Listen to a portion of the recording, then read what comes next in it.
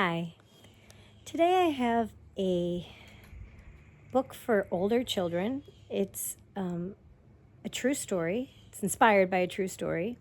And it's called Steamboat School by Deborah Hopkins, illustrated by Ron Husband. And it's of a more serious nature. So I want to put that disclaimer out there first. It takes place in the middle 1800s. After a lot of laws were passed to help the African Americans that were slaves get their freedom. And then this book takes place in Missouri, where they enacted a new law that, well, I don't know if I should say it because it comes up in the story, but it's a new law that ends up hurting them again. So I just want to put that warning out there. You know the maturity of your kids and the things that you're going to discuss. So I want to put that out there. So. Okay, today we have Steamboat School.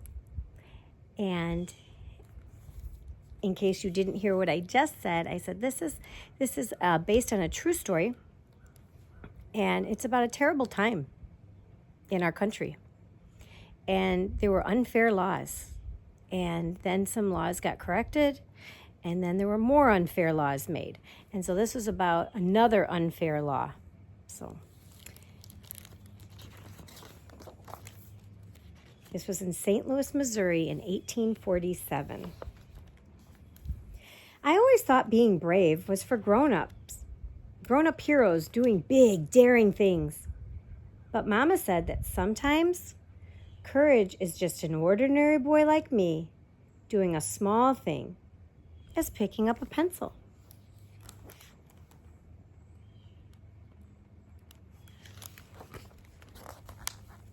The Candle School. I might as well begin with that first morning when Mama made such a fuss over me going to school. Ouch! My face isn't a washboard, I cried. She kept scrubbing. James, this is a proud day, she said. And if you're not sure what a washboard is, this is a washboard. That's how they washed their clothes because they didn't have wash machines. And there's his mom, washing his face, getting him ready to go to school. Truth was, Tassie had to drag me all the way. I wanted to stop and see everything. The steamboats dotting the river, their black smokestacks straight as pencils. The levee bustling with men loading and unloading sugarcane, cotton, wheat, and logs for the sawmills. River bells clanged, people shouted and scurried like ants. So they were going to the big city, and a lot of activity was going on.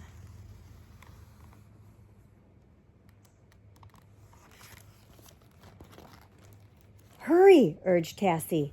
Reverend John doesn't hold with being late. At 3rd and Almond, we slipped into the church and headed down the basement steps into the darkness to the Tallow Candle School. Why can't we have windows? I whined, already missing the sun. Hush, you know why, Tassie said. And I did. I felt a hand on my shoulder. Welcome to school, James, said Reverend John. We make our own light here.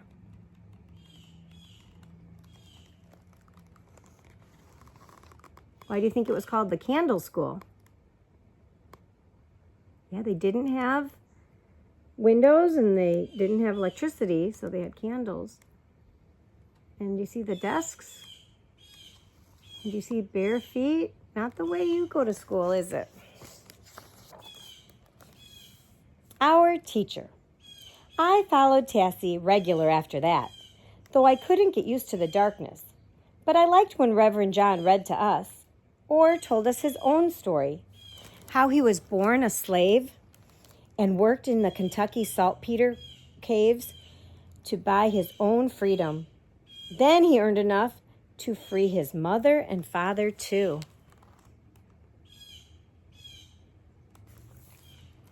But before he could buy liberty for his wife Her master brought her to St. Louis.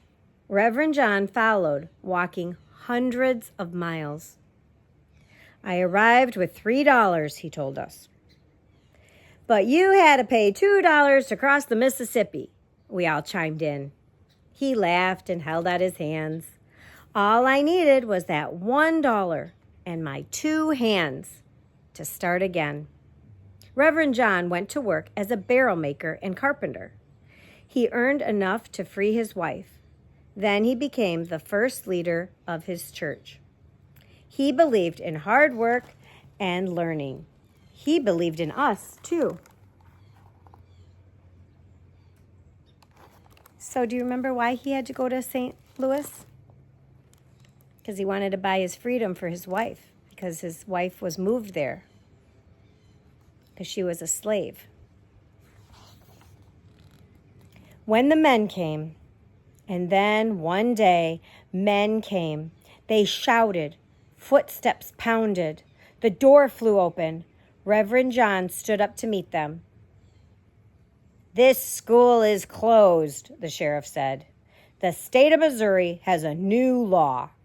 No reading or writing for you folks, slave or free.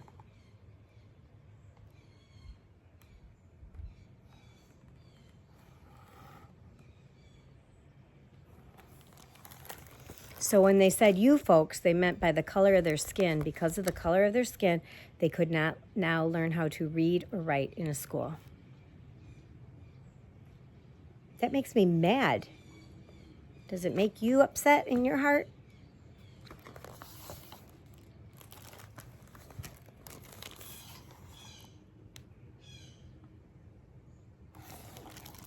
The new law in 1847.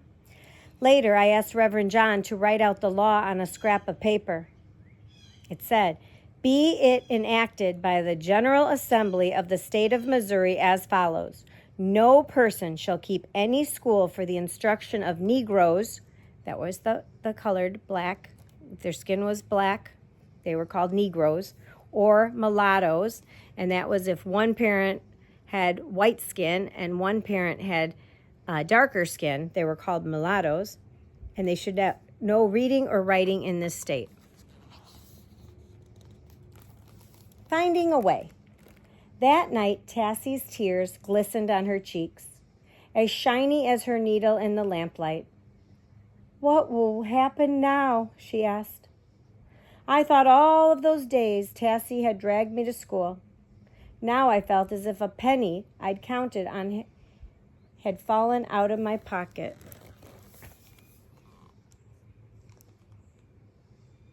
Very disappointed. Reverend John Barry Meacham cares more for education than any man in this city, Mama said. He's a force like the Mississippi River itself, and like the river, he'll find a way. I didn't see how, though. I took out my scrap of paper and read the law again.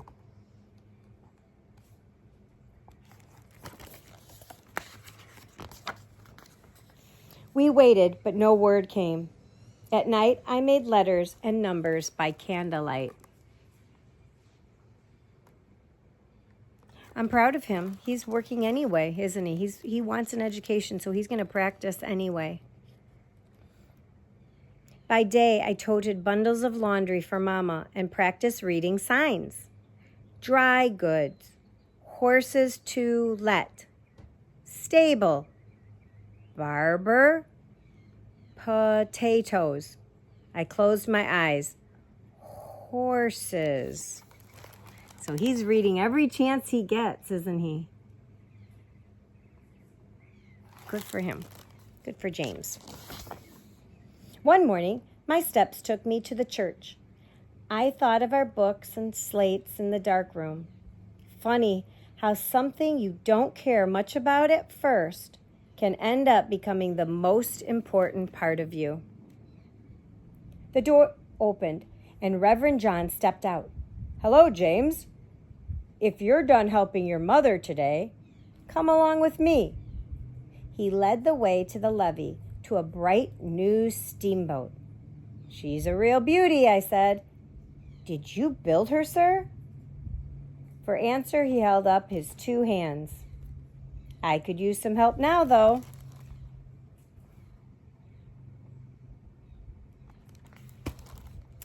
Tassie and I helped every day after that, painting, hammering, and polishing the deck.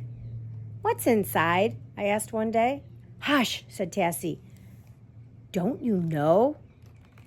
And I did. What do you think's inside that steamboat that the Reverend would want to put in there? Meet at dawn. At last, the little riverboat was done. Reverend John said it was time. I felt like a pot about to bubble over. Tassie and I carried Mama's bundles of laundry, like always. But this time, we poked our heads into small houses and spoke softly to friends we met on the road. "In 3 days' time, meet at dawn. Meet where the river bends, but be careful."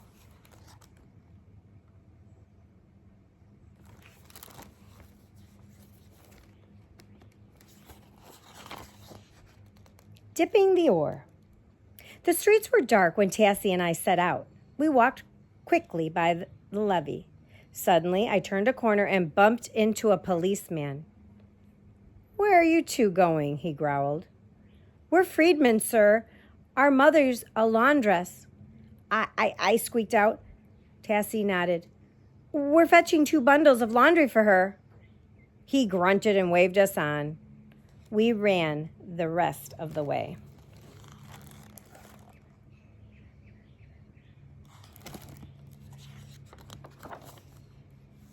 In the gray fog, the river smelled like mud. I pointed. "There, he's over there." We climbed into the skiff. Our teacher dipped his oar into the still, deep water. See that little boat? That's called a skiff. "But I don't see anything," someone whispered. Then a breeze lifted the fog a little bit, and we saw a boat anchored in the river. "That's it," I breathed. "That's our school." Freedom School. New chairs and desks, a small library with books. "I'm bringing my pole tomorrow," Tom cried. "We can catch fish for lunch." "Welcome to Freedom School," Reverend John told us when we'd settled on our benches. "But, sir, what about the law?" Mary asked. "James knows about the law," said Reverend John. "Can you tell them?"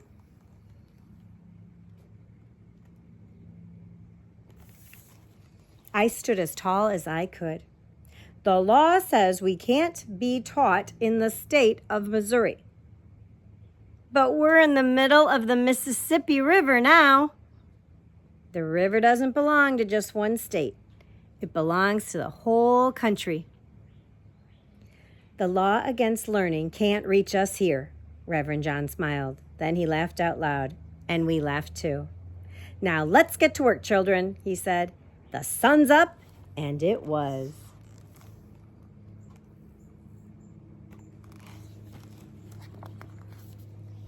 Being brave.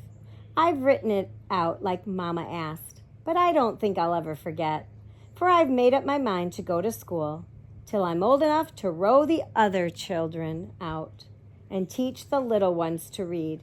I won't forget, because now I know that being brave can sometimes be a small thing, like lighting a candle, opening a book, or dipping an oar into still, deep water. And I'm going to go ahead and read the author's note. It said, Steamboat School is a fictional story inspired by the life of Reverend John Barry Meacham. Meacham was a minister, entrepreneur, and educator in St. Louis, Missouri, who fought tirelessly for the rights of African Americans. Born into slavery in 1789 in Virginia, he was brought by his master to North Carolina and Kentucky, where by 1815 he managed to purchase his own freedom by working in saltpeter mines. He later wrote, Still, I was not satisfied, for I had left my old father in Virginia, and he was a slave. It seemed to me at times, though I was 700 miles from him, that I held conversations with him, for he was near to my heart. In a short time, I went to Virginia and bought my father. My father and myself then earned enough to pay our expenses on the way, and putting our knapsacks on our back, walked 700 miles to Hardin County, Kentucky. Here the old man met his wife and all his children, who had been there several years. Oh, there was joy. I'm sure there was. Meacham's own wife was still enslaved, so he followed her to St. Louis when her master brought her there. He worked as a carpenter and cooper and earned money to buy freedom for his wife and children. He also purchased slaves himself. A firm believer in hard work, he then freed them and hired them to work for him until they'd paid him back. Meacham, whose father was a Baptist preacher, began working with John Mason Peck, a white missionary whose St. Louis congregation included both blacks and whites. Peck also ran a day school for slave children. Meacham was ordained in 1825 and became the leader of a newly formed separate African American congregation, established as the First African Baptist Church of St. Louis. The community built a new church at 3rd and Almond Streets in 1827. Reverend Meacham was passionate about the importance of education, and he continued to run a school in the church's basement. Among the students who attended was James Milton Turner, who later became a consul to Liberia and a prominent St. Louis educator. The boy in the story is named James in Turner's honor, but I could not find any evidence that Turner attended Meacham's new Steamboat School, sometimes called the Floating Freedom School. I like that. Meacham's Steamboat School came about in 1847 when a new law against educating blacks forced Meacham to close his tallow candle school. Meacham found an ingenious solution to the new state law. He moved his school to a steamboat in the Mississippi River, which was considered federal property. Although I have done extensive research and visited the St. Louis Historical Society in St. Louis, I've been unable to find any oral history or memoirs from anyone who actually attended the school. Meacham died in 1854. In May 1855, his widow Mary was arrested after 5 runaway slaves who had left from her home were caught crossing the Mississippi River into Illinois. Her home was declared a depot on the Underground Railroad. In 2001, the Mary Meacham Freedom Crossing became the first site in Missouri to be recognized as part of the National Park Service National Underground Railroad Network to Freedom. So I'm just going to put up this page if you want to read more about this.